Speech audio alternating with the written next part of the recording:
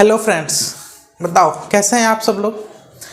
चलो मैं आपसे एक क्वेश्चन पूछता हूँ। क्या आपको पता है कि जो ब्लड क्लॉट होता है उसका क्या प्रोसीजर है, ब्लड क्लॉट कैसे होता है, कौन कौन से इसेंशियल चीज़ें हमारे बॉडी में जो ब्लड को क्लॉट कराते हैं, ये सारी चीज़ क्या आपको पता है। अगर नहीं पता है तो आज हम लोग क्लॉटिंग को डिटेल में समझने जा रहे हैं। ठीक है, उसके बाद हम लोग सर्कुलेटरी सिस्टम के बारे में भी समझेंगे। अच्छा, आपको ये पता है क्या कि इनकम्प्लीट डबल सर्कुलेशन और डबल सर्कुलाइजेशन में क्या अंतर है। अगर नहीं पता है तो आज हम लोग उसको समझेंगे। ठीक है। अच्छा, मैंने एक चीज़ आपको बताया था पिछले क्लास में कि आरबीसी बनने से पहले वो इमेच्योर आरबीसी बनता है जिसको हम लोग रेटिकुलोसाइट बोलते हैं, और रेटिकुलोसाइट जो है वो ई न्यूक्लिएट होता है। एक्चुअली में ये कोई रफ एंड टफ बात नहीं है। रेटिकुलोसाइट जो है वो ई न्यूक्लिएट भी हो सकता है और न्यूक्लिएट भी हो सकता है, लेकिन उससे पहले जब वो बोन मैरो में था तो वो ई न्यूक्लिएट था, सॉरी वो न्यूक्लिएट था, उसमें न्यूक्लियस था।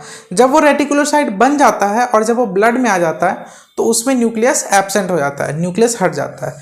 कुछ रेटिकुलोसाइट में न्यूक्लियस रह भी जाता है, जो कि जब वो कम्प्लीटली मैच्योर हो जाता है आरबीसी में तो उसमें से ई न्यूक्लियस जो है वो खत्म हो जाता है। तो रेटिकुलोसाइट में मैक्सिमम में न्यूक्लियस नहीं होता है, कुछ में न्यूक्लियस हो सकता है, जो कि डेवलपमेंटल स्टेज में वो धीरे धीरे करके वो न्यूक्लियस खत्म ही हो जाता है। ठीक है, तो इस बात का ध्यान रखना। चलो नेक्स्ट हम लोग क्लॉटिंग को अगर समझे कि ब्लड क्लॉटिंग क्या होता है। अच्छा, ब्लड क्लॉट होना क्यों ज़रूरी है आप समझो। एक तरह से ब्लड क्लॉट होना इंपॉर्टेंट भी है और एक तरह से ब्लड क्लॉट होना हार्मफुल भी है। कैसे?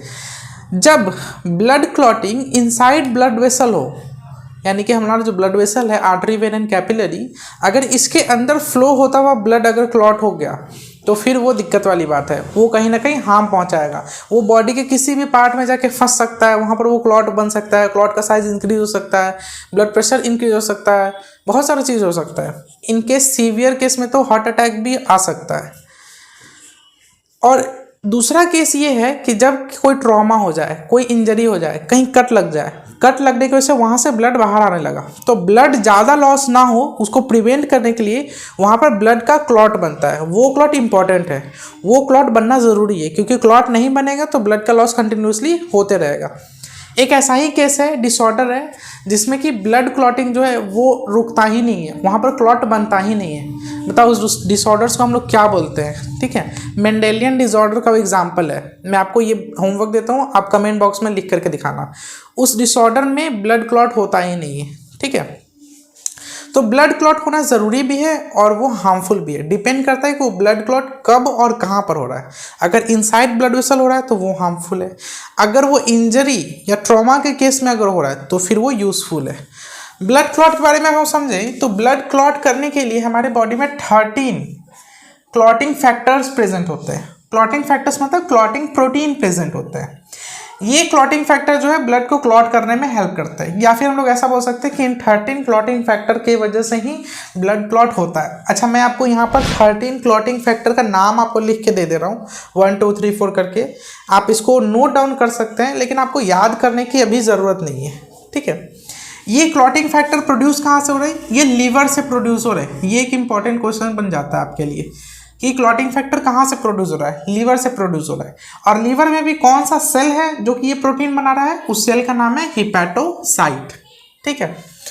अच्छा, ये क्लॉटिंग फैक्टर बनाने के लिए विटामिन के काफ़ी ज़्यादा इसेंशियल होता है। ठीक है, तो आपसे ऐसे पूछा भी जाएगा कि ब्लड क्लॉटिंग के लिए कौन कौन सा चीज़ काफ़ी इसेंशियल है, जिसमें से एक तो विटामिन के है और दूसरा कैल्शियम है। कैल्शियम आयन होगा तभी ब्लड क्लॉट होगा, और विटामिन के होगा तभी वो ब्लड क्लॉट होगा। क्योंकि विटामिन के नहीं रहेगा तो फिर ये क्लॉटिंग फैक्टर्स नहीं बन पाएगा, और कैल्शियम आयन नहीं रहेगा तो क्या होगा अभी हम लोग आगे समझते हैं। क्लॉट का अगर मैं बात करूं, यानी inside blood vessel, blood vessel के अंदर जो क्लॉट बन रहा है वो क्लॉट दो तरह का हो सकता है। एक हो सकता है स्टैटिक क्लॉट हो और दूसरा हो सकता है मूविंग क्लॉट हो। यानी कि ये हो सकता है कि जो क्लॉट बना है ब्लड वेसल में वो वहीं पर रेसिस्ट कर जाए, यानी कि वो ब्लड वेसल में फ्लो करके एक जगह से दूसरी जगह नहीं जाए। ऐसे क्लॉट को हम लोग बोलते हैं थ्रोम्बस क्लॉट्स। देखो, ऐसे क्लॉट को हम लोग बोलते हैं थ्रोम्बस क्लॉट। और जो क्लॉट ब्लड वेसल में बनने के बाद एक जगह से दूसरी जगह मूवमेंट शो कर रहा है, अपना पोजीशन चेंज कर रहा है, तो उस क्लॉट को हम लोग क्या बोलेंगे, एम्बुलस क्लॉट। याद रखना एम्बुलस क्लॉट जो है वो थ्रोम्बस से ज़्यादा लीथल है, ज़्यादा खतरनाक है, क्योंकि वो हमारे बॉडी में कहीं भी जा करके स्टिक कर सकता है, किसी भी ब्लड वेसल को ट्रैप कर सकता है, जाम कर सकता है उसको, वहाँ पर बीपी इंक्रीज हो जाएगा, बहुत सारा चीज़ इसमें हो सकता है। तो देखो एम्बुलस क्लॉट जो है वो मोर हार्मफुल है, क्यों है, क्योंकि इसके मूविंग नेचर के कारण, क्योंकि ये मूव कर रहा है। थ्रोम्बस क्लॉट का अगर मैं बात करूं तो ये डिपेंड कर, मतलब ये दो तरह का थ्रोम्बस क्लॉट होता है। किस बेसिस पे होता है कि ये क्लॉट बन कहाँ पर रहा है। अगर ये क्लॉट ब्रेन में बन रहा है तो वैसे थ्रोम्बस क्लॉट को हम लोग सिफेलिक थ्रोम्बस भी बोलते हैं। और अगर यही क्लॉट कोरोनरी वेसल्स में बन रहा है, कोरोनरी वेसल्स पता है ना, अभी हम लोग पढ़ेंगे कोरोनरी सर्कुलेशन क्या होता है। जैसे एक तो सर्कुलेशन हो गया जो कोई हमारे हार्ट और पूरे बॉडी पार्ट्स के बीच में है, और दूसरा सर्कुलेशन है जो कि हार्ट के अंदर में ही है, क्योंकि हार्ट में भी मसल्स हैं, सेल्स हैं, उनको भी ऑक्सीजन रिक्वायरमेंट है, वो भी कार्बन डाइऑक्साइड रिलीज करेंगे, तो ब्लड वेसल्स वहाँ भी प्रेजेंट है। तो वो जो हार्ट के अंदर सर्कुलेशन है उसी को हम लोग बोलते हैं कोरोनरी सर्कुलेशन, और उसी कोरोनरी सर्कुलेशन को कोरोनरी वेसल्स जो है वो मतलब प्रेजेंट होंगे। तो कोरोनरी वेसल के अंदर थ्रोम्बस क्लॉट अगर बन रहा है तो उसको हम लोग बोलेंगे कोरोनरी थ्रोम्बस। तो दो तरह के थ्रोम्बस हो गए, सिफेलिक थ्रोम्बस और coronary thrombus, on the basis of कि वो क्लॉट बन कहाँ पर रहा है। ठीक है, अच्छा कोरोनरी थ्रोम्बस जो है क्योंकि वो हार्ट में बन रहा है तो ये अगर लीथल हो जाएगा तो ये हार्ट अटैक भी कॉज कर सकता है। और सिफेलिक थ्रोम्बस जो कि ब्रेन में बन रहा है अगर वो कहीं स्टिक कर गया तो वो पैरालिसिस भी कॉज कर सकता है। ठीक है, तो ये डिफरेंट कंडीशंस था क्लॉट का इनसाइड वेसल। अब ये पूरा फ्लो चार्ट है जिसमें कि हम लोग समझेंगे कि इंजरी होने के बाद, यानी कहीं कट लग गया या किसी वजह से चोट लग गया तो ब्लड बाहर आने लगा, तो उस केस में जो क्लॉट बन रहा है उसका क्या प्रोसीजर है ये समझो। देखो ट्रॉमा या फिर इंजरी जब होता है तो उस केस में दो चीज़ होता है, एक तो वो टिश्यू जो कि डैमेज हुआ है और दूसरा प्लेटलेट्स का फंक्शन होता है, क्योंकि प्लेटलेट्स का मेन फंक्शन ही मैंने आपको बताया था क्लॉटिंग में।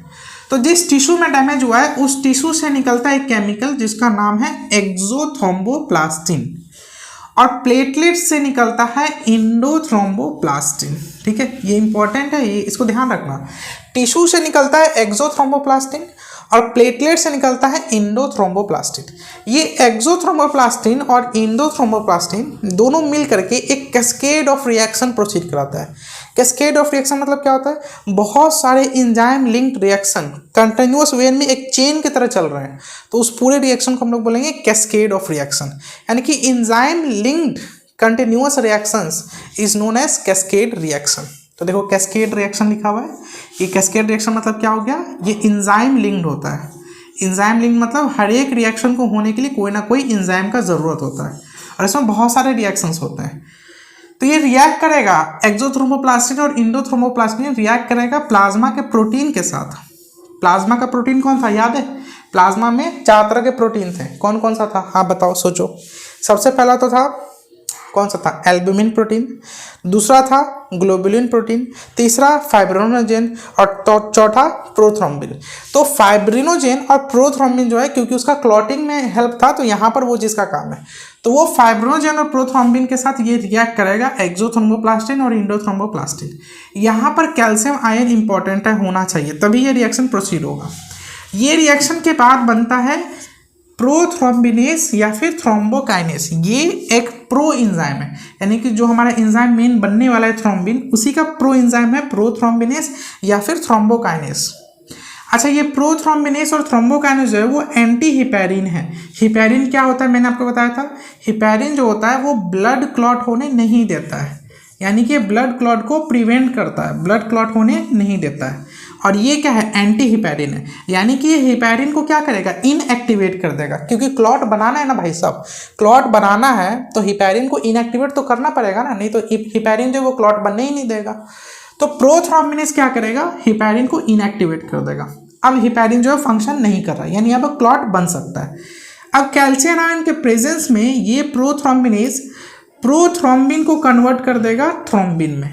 ये क्या हो गया, एज अ कैटलिस्ट काम किया, प्रोथ्रोम्बिन को एज अ सबस्ट्रेट कन्वर्ट कर दिया थ्रोम्बिन एज अ प्रोडक्ट में। अब मेन काम जो है वो थ्रोम्बिन का काम है। थ्रोम्बिन क्या करेगा, हमारे ब्लड प्लाज्मा में प्रेजेंट क्या है, प्लाज्मा प्रोटीन, जिसको हम लोग क्या बोलते हैं, फाइब्रिनोजेन।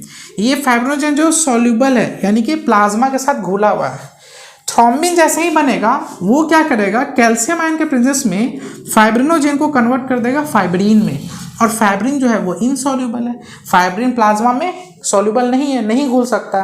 तो अब वो क्या करेगा, जहाँ पर कट लगा हुआ है वहाँ पर जा करके जमा होता जाएगा।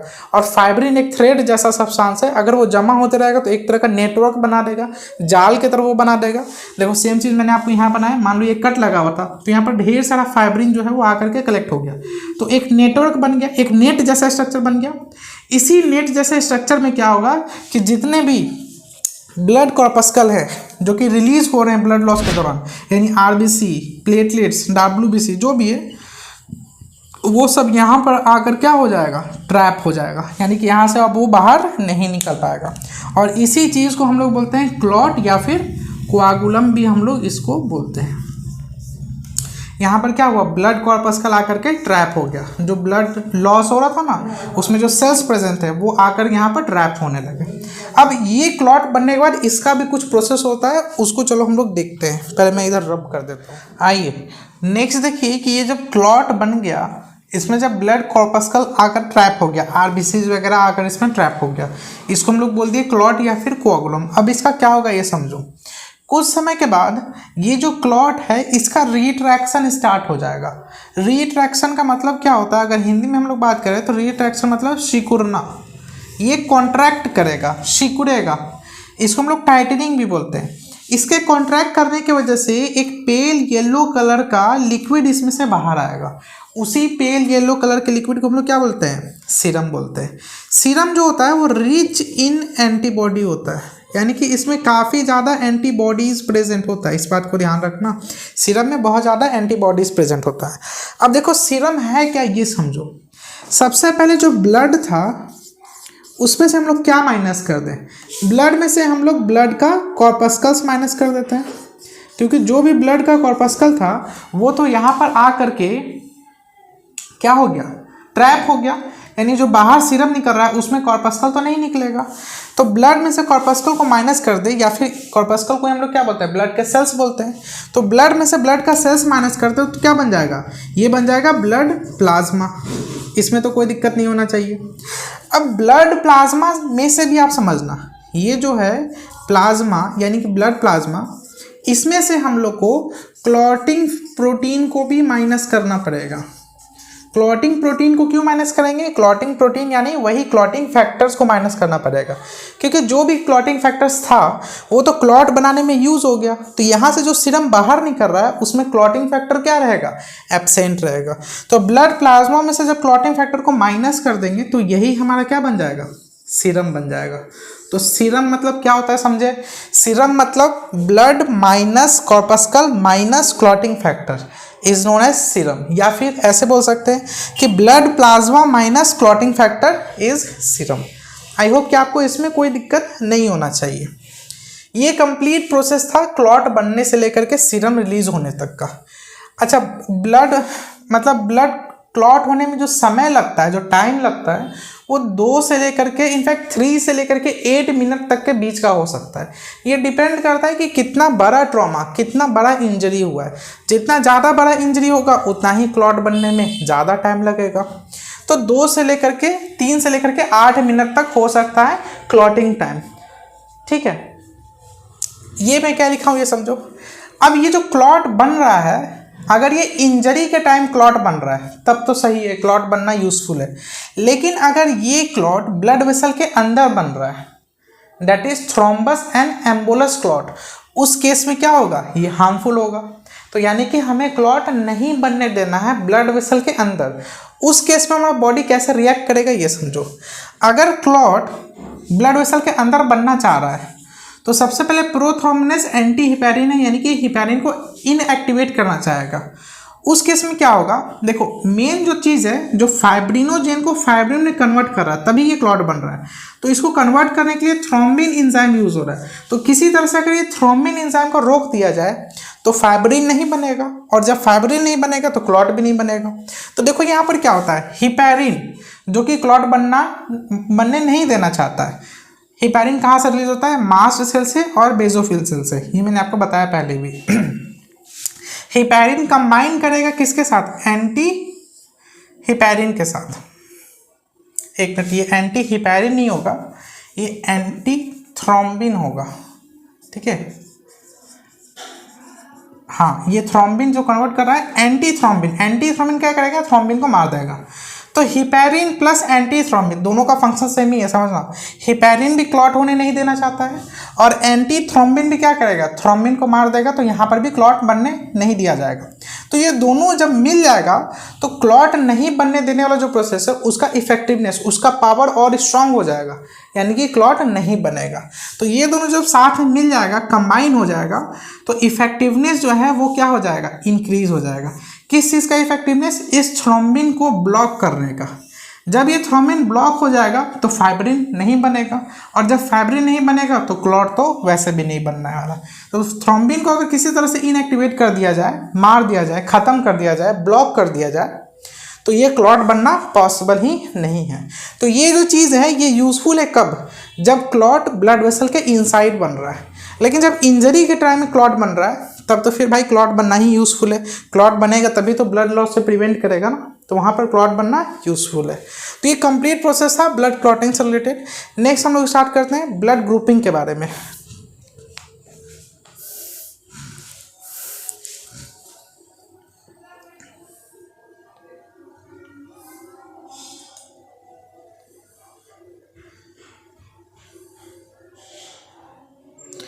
आइए नेक्स्ट हम लोग पढ़ लेते हैं ब्लड ग्रुपिंग को समझ लो।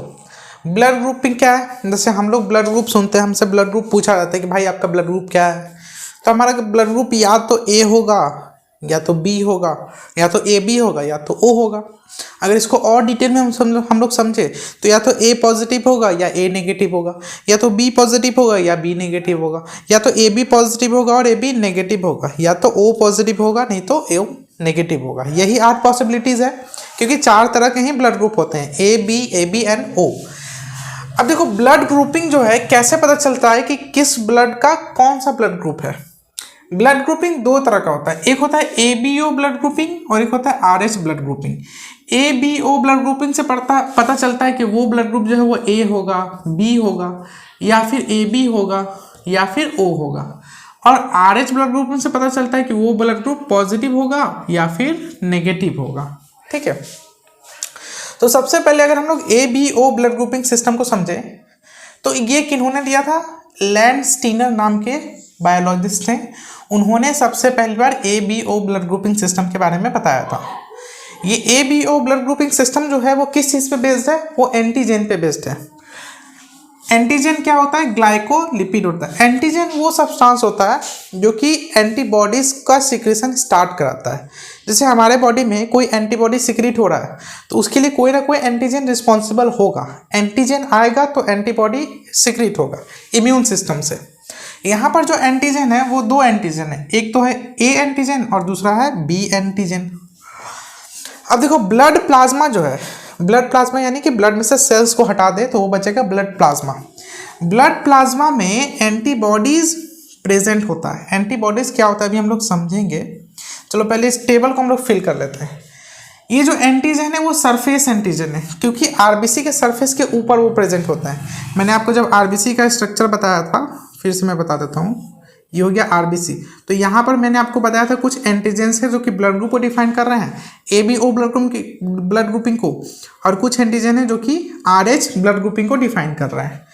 तो एंटीजन प्रेजेंट होगा तो ही वो ब्लड ग्रुप डिफाइन होगा, कि जो भी एंटीजन प्रेजेंट है ब्लड ग्रुप वही होता है।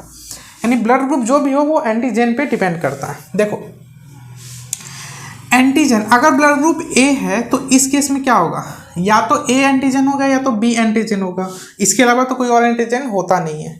तो अगर ब्लड ग्रुप A है यानी कि उसके आरबीसी के सरफेस के ऊपर A एंटीजन प्रेजेंट होगा। अगर ब्लड ग्रुप B है इसका मतलब उसके आरबीसी के सरफेस के ऊपर B वाला एंटीजन प्रेजेंट होगा। अगर AB है यानी कि एंटीजन A भी प्रेजेंट होगा और एंटीजन B भी प्रेजेंट होगा। और ब्लड ग्रुप O है इसका मतलब उसके ऊपर कोई भी एंटीजन प्रेजेंट नहीं है, यानी कि नील है, कोई एंटीजन प्रेजेंट नहीं है, तो वो ब्लड ग्रुप O हो जाता है। अब देखो एंटीबॉडी की बात करें तो एंटीबॉडी क्या होता है। एंटीजन को किल करने के लिए एंटीबॉडी का सिक्रेशन होता है। मैंने आपको अभी थोड़ी देर पहले बताया कि एंटीजन वो सब्सटेंस है जो कि इम्यून सिस्टम से एंटीबॉडी रिलीज करवाता है खुद एंटीजन को किल करने के लिए। तो मान लीजिए मेरे ब्लड ग्रुपिंग में मेरा ब्लड ग्रुप मान लीजिए ए है, तो मेरे पास सरफेस पे आरबीसी के सरफेस पे कौन सा एंटीजन प्रेजेंट है? ए एंटीजन प्रेजेंट है। तो मेरे पास कौन सा एंटीबॉडी होगा? ए एंटीबॉडी होगा या बी एंटीबॉडी होगा? बताओ। बी एंटीबॉडी होगा। एंटी ए थोड़ी होगा भाई। एंटी ए होगा तो हमारा खुद का एंटीजन मर जाएगा। हमको खुद को एंटीजन को नहीं मारना है, नहीं तो फिर हमारा ब्लड ग्रुप कैसे डिफाइन होगा? अगर मेरा ब्लड ग्रुप ए है यानी कि मेरे आरबीसी के सरफेस के ऊपर ए एंटीजन है, ए एंटीजन को मारना नहीं है। अगर बी एंटीजन बाहर से कहीं आ जाए तो बी एंटीजन को मारने के लिए एंटी बी प्रेजेंट होना चाहिए। वही चीज़ देखो यहाँ पर, आप पहले यहाँ समझो। ब्लड प्लाज्मा में एंटीबॉडीज प्रेजेंट होता है। एंटीबॉडीज को हम लोग ए ग्लूटिनिन भी बोल सकते हैं। ये दो तरह का एंटीबॉडीज होता है, एक तो एंटी ए होता है और एक एंटी बी होता है। ऑब्वियस सी बात है, दो एंटीजन होगा तो उसको मारने के लिए भी दो एंटीबॉडी ही सीक्रेट होगा। एंटी ए जो है वो एंटीजन ए को मारेगा, एंटी बी जो है वो एंटीजन बी को मारेगा। एंटीबॉडीज होता क्या है? प्रोटीन होता है, produced in response to antigen. Antigen के रिस्पॉन्स में ये प्रोड्यूस होगा। ठीक है, आप समझना। ये जो एंटी ए और एंटी बी एंटीबॉडी है ये रिएक्ट करेगा ए और बी के साथ, यानी ए एंटीजन और बी एंटीजन के साथ रिएक्ट करेगा। कब रिएक्ट करेगा? जब ये दोनों आपस में मिक्स हो जाएगा। ये दोनों मतलब कौन? एक तो एंटीजन और दूसरा एंटीबॉडी। तो अब मेरे सरफेस के ऊपर ए एंटीजन प्रेजेंट है तो एंटी ए थोड़ी होगा मेरे पास। एंटी ए होगा तो फिर ये ए एंटीजन को ही तो मार देगा। आप समझना, हमारे पास क्या होगा? एंटी बी प्रेजेंट होगा जिसके पास ए ब्लड ग्रुप है। तो जिसके पास ए ब्लड ग्रुप है उसके बॉडी में, उसके प्लाज्मा में कौन सा एंटीबॉडी प्रेजेंट होगा? उस एंटीबॉडी का नाम है एंटी बी। समझ में आया? अपने घर को लोगों को थोड़ी किल करते हैं भाई। जैसे मान लो कि हम लोग गार्ड रखते हैं, अपने घर के बाहर गार्ड रखते हैं। वो गार्ड को किससे प्रोटेक्ट करने के लिए रखते हैं? अपने घर के लोगों से कि बाहर के लोगों से? अब वो बात अलग है कि घर के लोग बाहर से ज़्यादा खतरनाक होते हैं, दैट इज़ डिफरेंट मैटर। लेकिन दुश्मन जो है वो बाहर से आएंगे तो उनको मारने के लिए हम लोग वो गार्ड खड़ा रखते हैं। तो ये जो एंटी ए और एंटी बी है वो क्या है? गार्ड्स है जो बाहर से आने वाले एंटीजन को किल करेगा। जो एंटीजन बॉडी के अंदर पहले से है उसको क्यों किल करेगा? तो ए ब्लड ग्रुप जिसका होगा, जिस पर्सन के पास, उसके प्लाज्मा में एंटी बी प्रेजेंट होगा। वैसे ही बी ब्लड ग्रुप जिसका भी होगा उसके पास एंटी ए प्रेजेंट होगा। जिसके पास ए और बी दोनों ही एंटीजन प्रेजेंट है तो यहाँ पर बाहर से आने वाला कोई दुश्मन है ही नहीं, तो यहाँ पर कोई एंटीबॉडी ही नहीं होगा, नील।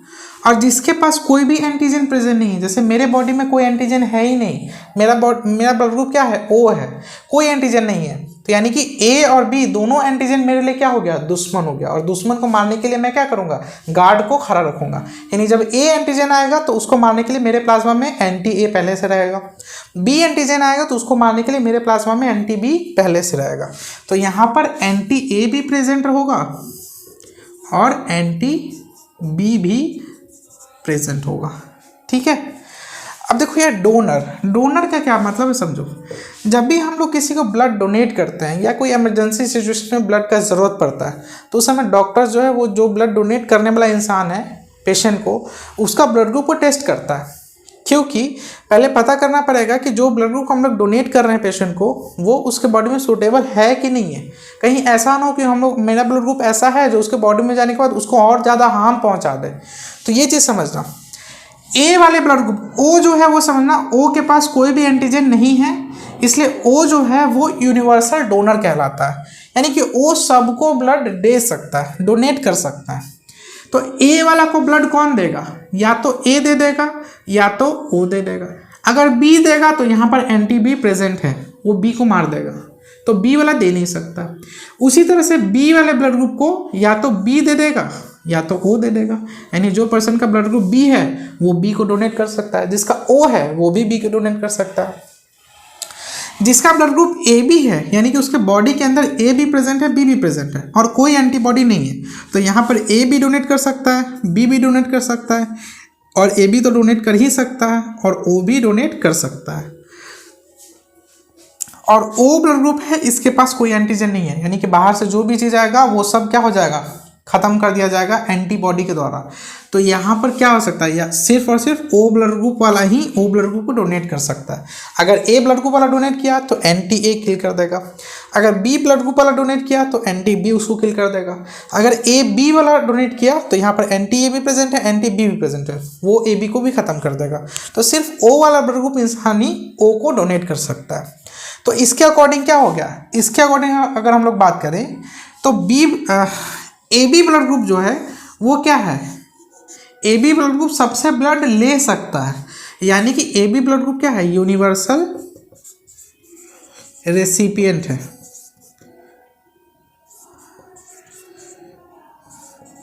यूनिवर्सल रेसिपिएंट है यानी कि ये सबसे ब्लड रिसीव कर सकता है। वैसे ही ओ ब्लड ग्रुप क्या है, यूनिवर्सल डोनर है, यानी कि ये सबको ब्लड डोनेट कर सकता है। समझ में आया? ये क्वेश्चंस काफ़ी ज़्यादा पूछे जाते हैं, इसलिए आप इसको ध्यान से समझ लीजिएगा। नेक्स्ट अगर हम लोग RH ब्लड ग्रुपिंग का बात करें तो RH ब्लड ग्रुपिंग पॉजिटिव या नेगेटिव को डिनोट करेगा। ये RH वर्ड कहाँ से आया? सबसे पहली बार जो ये पॉजिटिव नेगेटिव वाला ब्लड ग्रुपिंग है ये देखा गया था एक मंकी के अंदर। उस मंकी का नाम था रिसस मंकी। तो उसी मंकी के नाम के अकॉर्डिंग रिसस में से RH को लगा करके ये RH ब्लड ग्रुपिंग बन गया। तो ये RH का मतलब होता है रिसस मंकी। अब यहाँ पर RH ब्लड ग्रुपिंग है यानी कि यहाँ पर एंटीजन भी होगा, जैसे वहाँ A और B एंटीजन था, यहाँ पर RH एंटीजन होगा। अब RH एंटीजन है कि नहीं है ये डिफाइन करता है पॉजिटिव होगा कि नेगेटिव होगा। अगर बॉडी के अंदर प्लाज्मा के अंदर RH एंटीजन प्रेजेंट है RBC के सरफेस के ऊपर, तो वो ब्लड ग्रुप क्या कहलाएगा, RH पॉजिटिव ब्लड ग्रुप कहलाएगा। यानी कि मान लो A वाला ब्लड ग्रुप है और उसके RBC के सरफेस के ऊपर RH एंटीजन भी प्रेजेंट है तो वो A पॉजिटिव बन जाएगा। और वही A वाला ब्लड ग्रुप है उसके RBC के सरफेस के ऊपर कोई RH एंटीजन प्रेजेंट नहीं है तो वो A नेगेटिव बन जाएगा। अगर एब्सेंट है तो वो A नेगेटिव यानी RH नेगेटिव बन जाएगा। अच्छा, ये कुछ डाटा दिया हुआ है। अगर पॉजिटिव का हम लोग बात करें तो पूरे वर्ल्ड में 80% जो है वो पॉजिटिव ब्लड ग्रुप वाले हैं। इंडिया में अगर हम लोग देखें तो 97% वाले जो हैं वो पॉजिटिव ब्लड ग्रुप वाले हैं, नेगेटिव वाले बहुत कम पाए जाते हैं। अच्छा, नेगेटिव का बात करें तो वर्ल्ड में 20% ही सिर्फ नेगेटिव है और इंडिया में बात करें तो सिर्फ 3% ही ऐसे लोग हैं जिनका ब्लड ग्रुप नेगेटिव है। ठीक है, तो इंडिया में अगर देखोगे तो नेगेटिव वाले सिर्फ 3% है, पॉजिटिव वाले 97% है। अच्छा, आप मुझे बताओ कि पूरे वर्ल्ड में वो कौन सा ऐसा कंट्री है जहाँ पर जो नेगेटिव और पॉजिटिव का रेशियो है उसमें नेगेटिव वाले जो हैं वो पॉजिटिव से बहुत ज़्यादा कम नहीं है। यानी कि यहाँ पर देखो इंडिया में 97 और 3 का रेशियो है, तो कौन सा ऐसा कंट्री होगा जहाँ पर नेगेटिव वाले भी बहुत ज़्यादा होंगे। यहाँ पर नेगेटिव वाले सिर्फ 3% है, तो कौन सा कंट्री में नेगेटिव वाला बहुत ज़्यादा होगा, पॉजिटिव से तो कम होगा ऑब्वियसली, लेकिन नेगेटिव वाला कब ज़्यादा होगा, किस कंट्री में, ये आप मुझे बताना कमेंट बॉक्स में करके। अच्छा, इसमें अगर डोनर का हम लोग बात करें तो समझना, मान लो कि अच्छा यहाँ पर जो एंटीबॉडी सिक्रेट होगा, एंटीजन है तो कोई ना कोई एंटीबॉडी में सिक्रेट होगा। एक बात ध्यान रखना कि नॉर्मली RH एंटीबॉडी जो है वो प्रेजेंट नहीं होता है। RH एंटीबॉडी कब बनता है उसका एक कंडीशन है। मान लो कि जिसका ब्लड ग्रुप नेगेटिव है और उसको पॉजिटिव वाला डोनेट कर दिया, यानी कि समझो मेरा ब्लड ग्रुप में RH एंटीजन प्रेजेंट नहीं है तो हम नेगेटिव है, और मुझे पॉजिटिव वाला जो है अपना ब्लड ग्रुप डोनेट कर दिया, यानी मेरे पास एंटीजन बाहर से आ रहा है, तो उस एंटीजन को किल करने के लिए उस समय क्या होगा, RH एंटीबॉडी का सिक्रीशन होगा और वो RH एंटीबॉडी प्लाज्मा में थ्रू आउट प्रेजेंट रहेगा। लेकिन नॉर्मली क्या होता है, जो नेगेटिव वाले ब्लड ग्रुप होते हैं उनके अंदर पहले से RH पॉजिटिव को किल करने के लिए एंटीबॉडी प्रेजेंट नहीं होता है। इस बात को ध्यान रखना। जैसे यहाँ पर पहले से ही एंटी ए और एंटी बी होता है, यहाँ पर पहले से RH एंटीबॉडी नहीं होता है। ठीक है, चलो एक बात मैं और तुम्हें और बताओ कि पॉजिटिव नेगेटिव वालों को कौन कौन डोनेट कर सकता है ये समझो।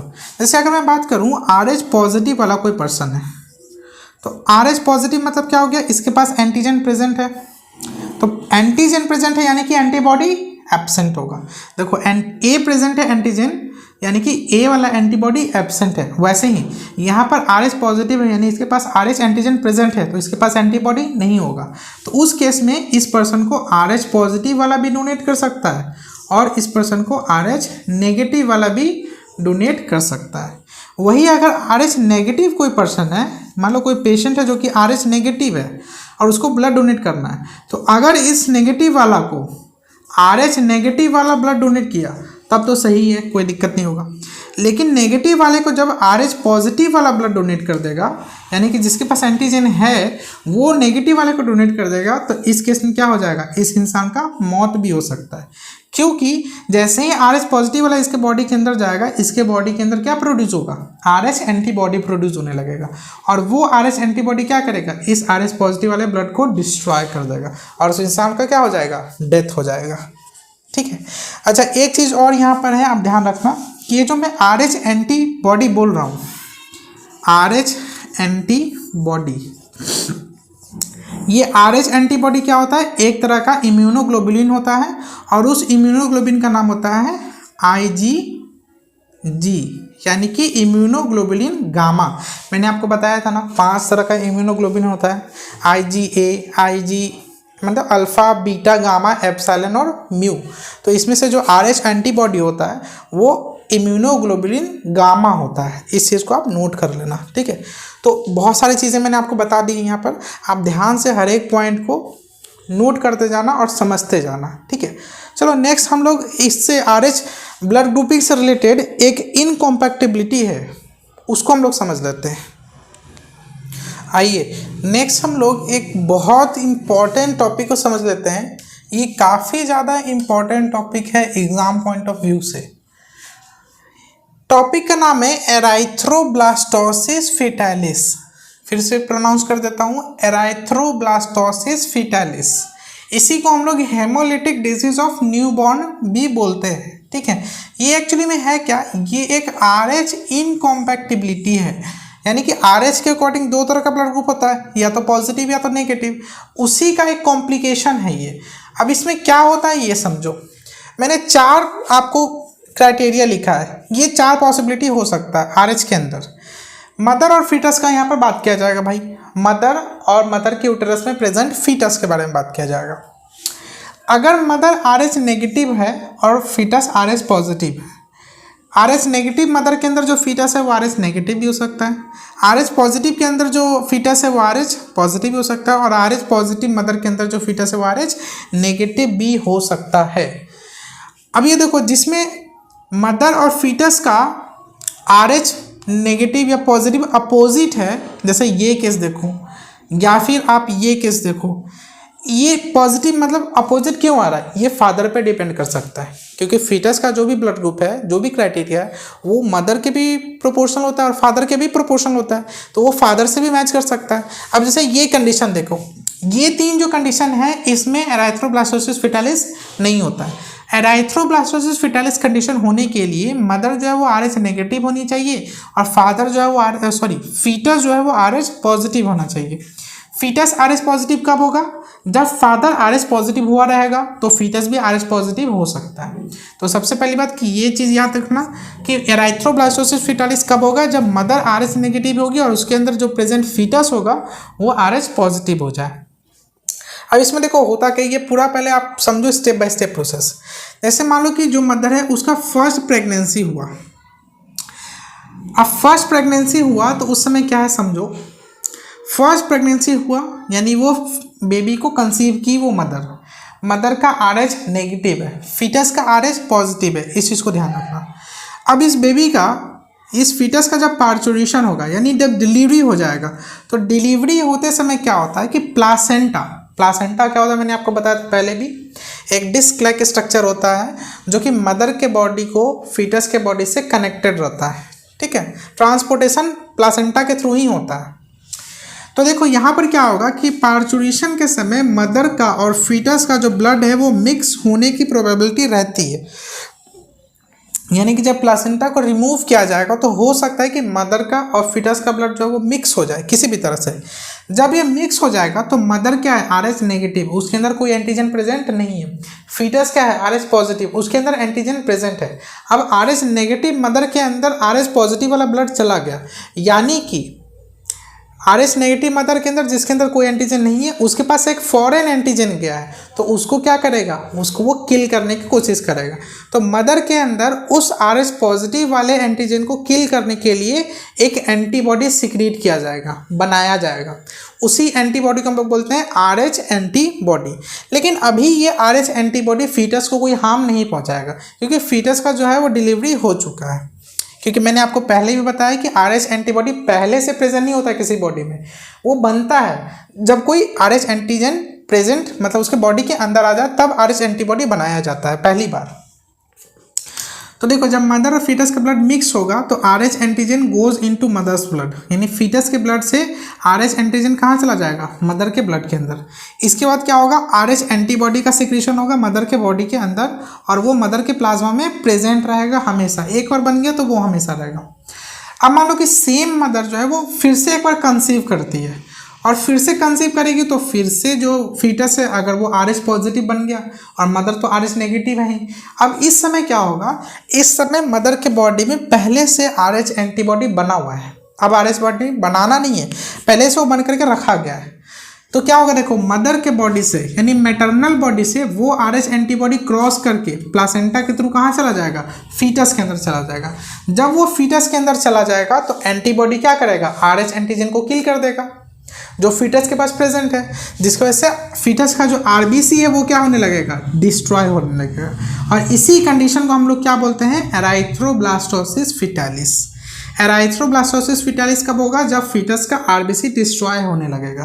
फीटस के RBC की डिस्ट्रॉय होने की वजह से सीवियर एनीमिया भी हो सकता है, या फिर बच्चे को जॉन्डिस भी हो सकता है। आप लोग सुनते होंगे ना, जैसे ही बच्चा जन्म लिया वो जॉन्डिस के साथ जन्म लिया था, उसका बर्थ जो है जॉन्डिस के साथ हुआ था, या सीवियर एनीमिया के साथ हुआ था। तो उस कंडीशन को हम लोग एराइथ्रोब्लास्टोसिस फिटालिस बोलते हैं। एराइथ्रोब्लास्टोसिस फिटालिस कब हो सकता है, जब मदर RH नेगेटिव हो और फीटस RH पॉजिटिव हो। अब इस चीज़ से कैसे प्रिवेंट किया जाए, ठीक है। अब ऐसा थोड़ी है कि एक बार मदर फर्स्ट प्रेगनेंसी कर ली तो सेकंड प्रेगनेंसी वो कर ही नहीं सकती है, सेकंड बार बच्चे को कंसीव कर ही नहीं सकती है। अब हमारा साइंस और टेक्नोलॉजी बहुत ज़्यादा आगे बढ़ चुका है, एडवांस हो चुका है, तो अब इसका प्रिवेंशन हो सकता है।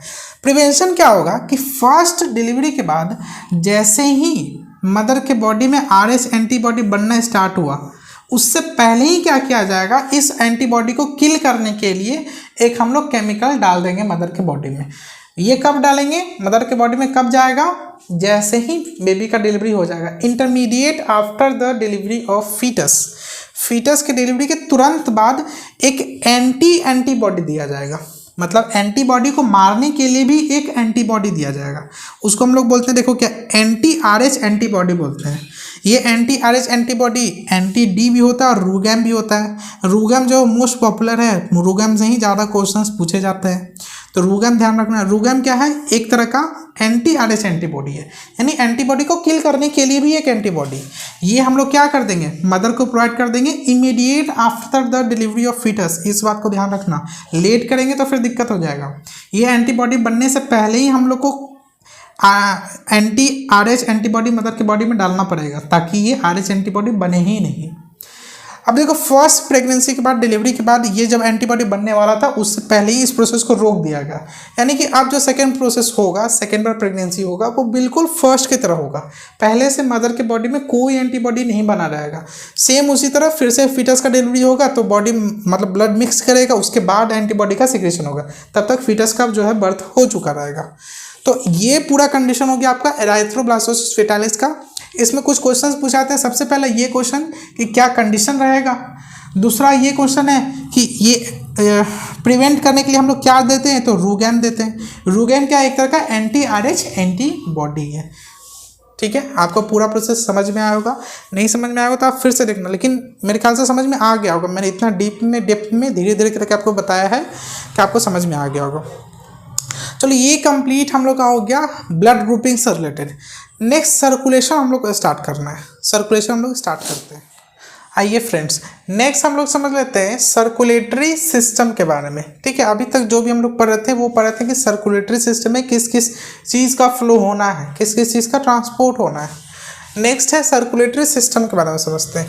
अगर हम लोग ह्यूमन सर्कुलेटरी सिस्टम की बात करें तो उसका ओरिजिन जो है वो मीजोडर्मल ओरिजिन है। ओरिजिन मैंने आपको बताया था कि ओरिजिन मतलब क्या होता है। जैसे जब फीटस डेवलपमेंटल स्टेज में होता है तो उनका एक लाइफ टाइम होता है जिसको हम लोग बोलते हैं गैस्ट्रुलेशन, मदर के यूटरस में। उस समय 3 जर्म लेयर का प्रोडक्शन होता है जिसमें से एक होता है मीजोडर्म। तो मीजोडर्म से बनने वाले ऑर्गन्स को हम लोग मीजोडर्मल ओरिजिन बोलते हैं। तो सर्कुलेटरी सिस्टम का जो ओरिजिन है वो मीजोडर्मल ओरिजिन है। सर्कुलेशन का अगर बात करें तो सर्कुलेशन क्या है? सर्कुलेशन एक ऐसा मतलब सर्कुलेटरी सिस्टम एक ऐसा क्लोज्ड पाइपलाइन स्ट्रक्चर है ह्यूमन बॉडी के अंदर जो कि चीज़ों को एक जगह से दूसरी जगह ट्रांसपोर्ट करने का काम करता है।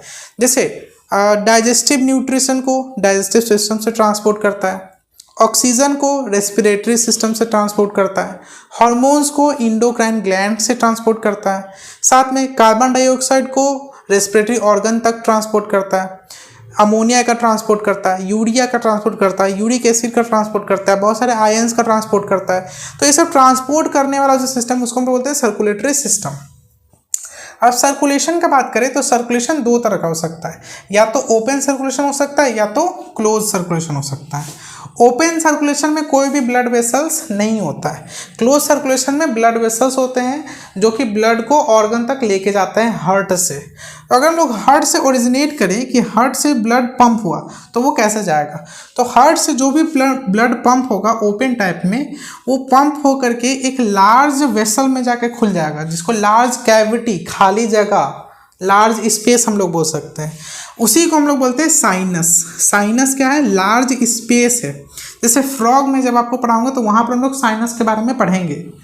फ्रॉग के अंदर ओपन टाइप सर्कुलेटरी सिस्टम होता है। तो जो हार्ट है वहाँ से ब्लड पंप होकर के सीधे कहाँ चला जाएगा? उस खाली जगह पे साइनस में चला जाएगा, और साइनस से वापस से ब्लड कहाँ चला जाएगा? हार्ट में चला जाएगा। यहाँ कोई ब्लड वेसल्स नहीं है। जबकि क्लोज टाइप में आप देखोगे तो हार्ट से जो ब्लड पंप हुआ है वो ब्लड वेसल्स के थ्रू डिफरेंट ऑर्गन्स तक पहुँचेगा। ब्लड वेसल्स क्या है? एक क्लोज पाइप स्ट्रक्चर है जो कि आर्टरी, वेन या कैपिलरी तीनों में से कुछ भी हो सकता है। इस टाइप में देखो कि जो टिश्यूज़ है या ऑर्गन्स है वो डायरेक्ट कॉन्टैक्ट में होते हैं सर्कुलेटरी फ्लूइड के। यानी कि जो भी सर्कुलेटरी फ्लूइड है, जो फ्लूइड सर्कुलेट किया जा रहा है उसके डायरेक्ट कॉन्टैक्ट में होगा टिश्यूज़ सारा। जबकि यहाँ पर डायरेक्ट कॉन्टैक्ट में नहीं होगा। ब्लड वेसल से चीज़ें आएंगी और वो डिफ्यूजन के थ्रू टिश्यू में जाएंगे। टिश्यू डायरेक्ट ब्लड के कॉन्टैक्ट में नहीं रहेगा। अब एग्जाम्पल्स में देखो, यहाँ पर एग्जाम्पल्स है आर्थ्रोपोड्स। जैसे इसका फेमस एग्जाम्पल है आपका कॉकरोच। मोलस्का के अंदर मैं बात करूं तो मोलस्का कहीं स्नेल्स हो जाएंगे, साथ में ओयस्टर भी हो जाएगा। ये सब एग्जाम्पल्स हैं मोलस्का के। इकाइनोडर्माटा, यूरोकोडेटा, हेमिकोडेटा, ये सब क्या लिखा हुआ है? एनिमल का फाइलम्स लिखा हुआ है। हर एक फाइलम के अंदर बहुत सारे ऑर्गेनिज्म आते हैं। अगर हम लोग क्लोज टाइप का बात करें तो इसका फेमस एग्जाम्पल है एनिलिडा में आपका अर्थवर्म। अर्थवर्म के अंदर क्लोज टाइप का सर्कुलेटरी सिस्टम है। मोलस्का का अगर बात करें तो यहाँ पर आपका आ जाएगा सिफेलोपोड्स। मोलस्का यहाँ पर भी है देखो, लेकिन यहाँ पर है स्नेल्स, ऑयस्टर्स वगैरह। यहाँ पर जो मोलस्का है वो है सिफेलोपोड्स। जैसे इसका एग्जांपल है स्क्विड्स। स्क्विड्स जो है वो मोलस्का सिफेलोपोड्स के अंदर आते हैं। साथ में वर्टिब्रेट्स, इसी में ह्यूमन बींग भी आ जाते हैं, मेमल्स वगैरह भी। तो ये सब के अंदर क्लोज टाइप का सर्कुलेटरी सिस्टम प्रेजेंट होता है। अब दूसरा सर्कुलेशन का टाइप है on the basis of fluid, कि किस फ्लूइड का ट्रांसपोर्ट किया जा रहा है। अगर वो फ्लूइड जो है 2 तरह के फ्लूइड होते हैं। मैंने आपको फर्स्ट लेक्चर में पहला जो स्लाइड था हम लोग उसमें वही पढ़े थे कि 2 तरह का फ्लूइड होता है जिसको हम लोग फ्लूइड कनेक्टिव टिश्यू बोलते हैं। एक तो ब्लड होता है और दूसरा लिम्फ होता है। तो अगर वो सर्कुलेटरी फ्लूइड ब्लड है तो उसको हम लोग बोलेंगे ब्लड सर्कुलेटरी सिस्टम। अगर वो लिम्फ है तो उसको हम लोग बोलेंगे lymph circulatory system. Blood circulatory system में क्या क्या होगा? ब्लड होगा, ब्लड वेसल्स होगा और हार्ट होगा। लिम्फ सर्कुलेटरी सिस्टम में क्या होगा? लिम्फ होगा, लिम्फ वेसल होगा और लिम्फ नोड होगा। ये लिम्फ वेसल, लिम्फ नोड हम लोग पढ़ेंगे जब हम लोग लिम्फेटिक सिस्टम पढ़ेंगे, उस समय इसको डिटेल में पढ़ेंगे। फिलहाल तो अभी हम लोग ब्लड सर्कुलेटरी सिस्टम के बारे में समझ रहे हैं। तो ब्लड सर्कुलेटरी सिस्टम में क्या क्या होगा? ब्लड होगा जो ट्रांसपोर्ट करेगा, ब्लड वेसल्स होगा जिसके थ्रू ट्रांसपोर्ट किया जाएगा, और हार्ट होगा जो कि पंपिंग करने का काम आपको प्रोवाइड कराएगा। चलिए कुछ और टर्म्स है सर्कुलेशंस के बारे में, उसको हम लोग देख लेते हैं। आइए नेक्स्ट हम लोग हार्ट के बारे में समझ लेते हैं। हार्ट क्या है भाई? हार्ट हमारे बॉडी का एक बहुत ही क्रूशियल ऑर्गन है, क्योंकि हार्ट बीट करना बंद हो गया ना तो फिर ख़त्म, इंसान ख़त्म। तो हार्ट जो है कार्डियोवैस्कुलर सिस्टम है जिसमें कि कार्डियक साइकिल्स चलता है, ब्लड वेसल्स वगैरह आकर के वहाँ ओपन होते हैं, वहाँ से खुलते हैं, ये सारा काम होता है। और हार्ट का जो मेन फंक्शन होता है वो होता है ह्यूमन बॉडी के अंदर ब्लड को पंप करना, क्योंकि ब्लड को पंप करेंगे तो ही वो हर एक ऑर्गन तक, हर एक टिश्यू तक इक्वली पहुंच पाएगा। तो pumping of blood main function है हार्ट का। तो हार्ट क्या है, एक कार्डियोवैस्कुलर सिस्टम है, मेन फंक्शन इसका पंपिंग है, ठीक है। अच्छा, क्योंकि ये सर्कुलेटरी सिस्टम का पार्ट है तो इसका भी जो ओरिजिन है वो मीजोडर्मल ओरिजिन ही है, इसको ध्यान रखना। कुछ पॉइंट्स है हार्ट के बारे में देखो। अगर पोजीशन का बात करें कि हार्ट किस पोजीशन में प्रेजेंट है, तो 3 तरह के पोजीशन हो सकते हैं, या तो वेंट्रल साइड हो सकता है, या तो डोर्सल साइड हो सकता है, और या तो दोनों लैटरल साइड हो सकता है। तो अगर हम लोग कॉर्डेट्स का बात करें, कॉर्डेट्स मतलब जिसके पास वर्टिब्रल कॉलम प्रेजेंट है, जैसे ह्यूमन, तो उनके अंदर जो हार्ट है वो वेंट्रल है। जैसे हमारे अंदर भी हार्ट कहाँ पर है, वेंट्रल साइड में है, तो ये वेंट्रल होता है। नॉन कॉर्डेट्स जिनके अंदर वर्टिब्रल कॉलम एब्सेंट है, उनके अंदर जो हार्ट होता है वो डोर्सल होता है, ठीक है। जैसे अर्थवॉर्म, उनका भी जो हार्ट होता है वो डोर्सल ही होता है। सॉरी, अर्थवॉर्म नहीं भाई, कॉकरोच के अंदर जो हार्ट होता है वो डोर्सल हार्ट होता है, जिसमें 13 चैम्बर्स प्रेजेंट होते हैं। हम लोग पढ़ेंगे उसको स्ट्रक्चरल ऑर्गेनाइजेशन में डिटेल में। और अर्थवॉर्म के अंदर स्पेशल टाइप का अरेंजमेंट होता है जिसमें कि लेटरल हार्ट प्रेजेंट होता है। आपको डायग्राम दिख रहा होगा, लेटरल हार्ट प्रेजेंट होता है। अब ये देखो क्या है, टाइप ऑफ सर्कुलेशन पहले समझ लो। टाइप ऑफ सर्कुलेशन 3 तरह का होता है। एक तो होता है सिंगल सर्कुलेशन, एक होता है इनकम्प्लीट डबल सर्कुलेशन, और एक होता है डबल सर्कुलेशन। सिंगल सर्कुलेशन में क्या होता है कि ब्लड जो है वो हार्ट से सिर्फ एक बार ही क्रॉस करेगा एक साइकिल के अंदर में। इनकम्प्लीट डबल सर्कुलेशन का मतलब क्या होता है, हार्ट में ब्लड 2 बार तो आएगा, मतलब एट्रिया में, लेफ्ट एट्रिया और राइट एट्रिया में। एक वे में राइट एट्रिया में डीऑक्सीजनेटेड ब्लड आएगा और लेफ्ट एट्रिया में ऑक्सीजनेटेड ब्लड आएगा। लेकिन जब वो मिक्स हो जाएगा वेंट्रिकल में, तो वेंट्रिकल एक ही रहेगा, 2 वेंट्रिकल नहीं प्रेजेंट होगा। वो हल्के से छोटे से सेप्टम के थ्रू सेपरेट रहता है, लेकिन ब्लड दोनों मिक्स ही हो जाता है, पूरी तरह से सेपरेटेड नहीं होता है वेंट्रिकल। जबकि डबल सर्कुलेशन में क्या होता है, 2 एट्रिया होता है, 2 वेंट्रिकल होता है, दोनों वेंट्रिकल एक दूसरे से सेपरेटेड होता है। तो देखो, नंबर ऑफ चैम्बर्स का अगर हम लोग बात करें तो फिशेस के अंदर 2 चैम्बर हार्ट होता है। एम्फीबियंस जो कि लैंड पे भी रहते हैं और वाटर में भी रहते हैं, उनके अंदर 3 चैम्बर हार्ट प्रेजेंट होता है।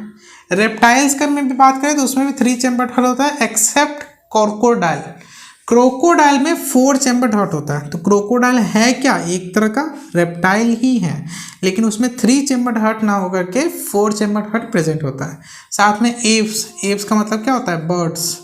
और मैमल्स के अंदर, जिसमें ह्यूमन बीइंग भी आ जाते हैं, 4 चैम्बर हार्ट प्रेजेंट होता है। अब इस चैम्बर्स में क्या क्या होता है, देखो मैंने बताया चैम्बर्स में एट्रिया हो सकता है और वेंट्रिकल होगा। तो 2 चैम्बर हार्ट में 1 एट्रिया होगा, 1 वेंट्रिकल होगा। 3 चैम्बर हार्ट में 2 एट्रिया होगा और 1 वेंट्रिकल होगा।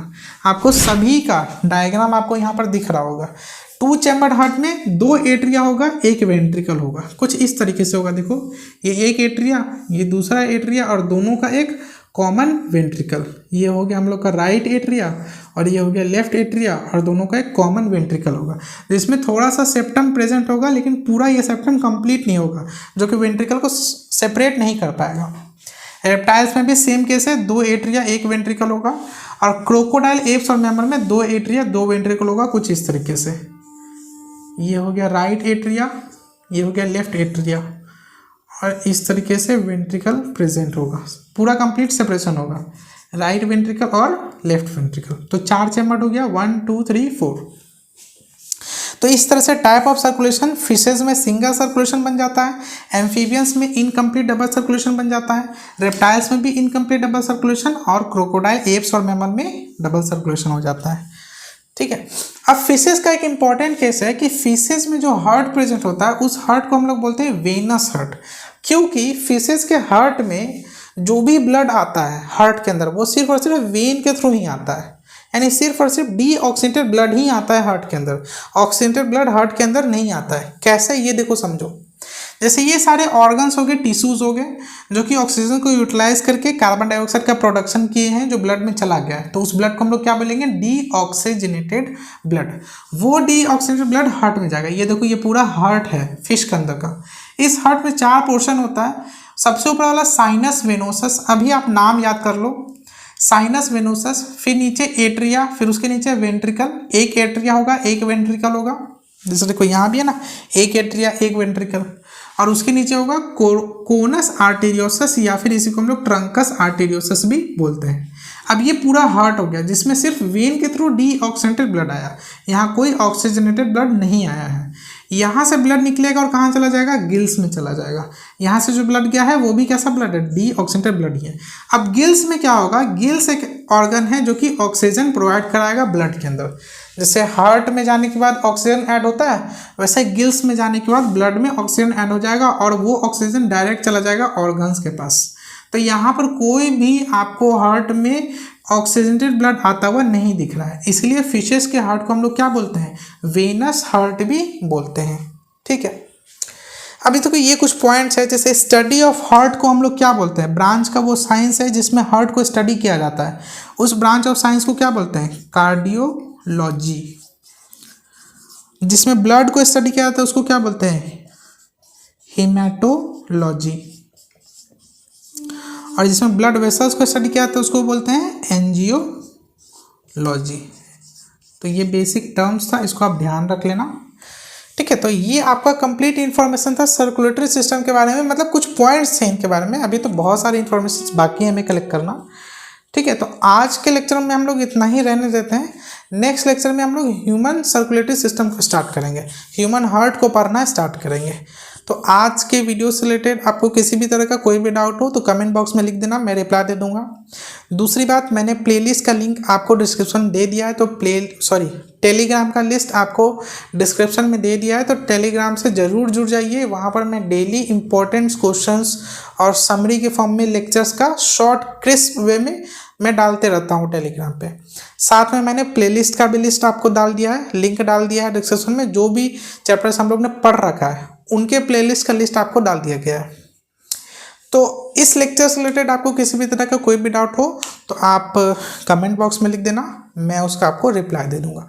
नेक्स्ट लेक्चर में हम लोग स्टार्ट करेंगे ह्यूमन सर्कुलेटरी सिस्टम के बारे में। उसमें बहुत सारे अच्छे अच्छे फैक्ट्स वगैरह हम लोग पढ़ेंगे, कॉन्सेप्ट्स पढ़ेंगे। ठीक है, थैंक यू सो मच।